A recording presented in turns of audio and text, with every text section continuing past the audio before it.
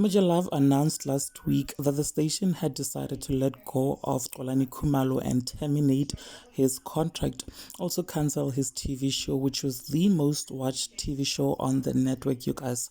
Xolani was the number one enemy to drug dealers across the country because he was so determined to expose them.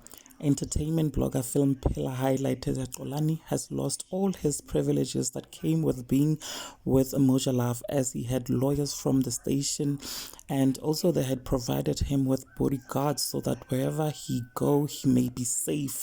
Now that all is gone, he is no longer safe, you guys. The tweet that Film Pillar wrote reads: the worrying part about Xolani Khumalo being dropped by Love is that he has not only lost his job, he has lost the security that came with his job.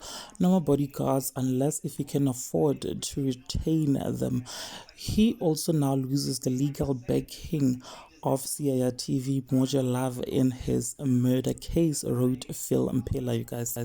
Now, you guys, allegedly also, Love warned him not to participate in this march that I'm about to insert, but he ignored their plea to him, which then led to the channel letting him go, you guys. Before I upload the video, please do make sure that you follow, you like, you also subscribe so that you do not miss out whenever I upload a new video.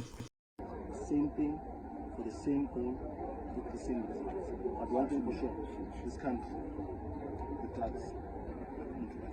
But this has put a target on your back, in particular from drug dealers who maybe want to take you out because you're obviously threatening their business. How are you navigating around those threats?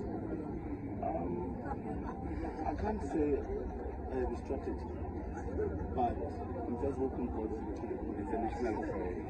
It's a national problem, and we are dealing with it, and we want everyone to deal with it. We don't want people sitting back because of, as black people with this thing, once you appoint police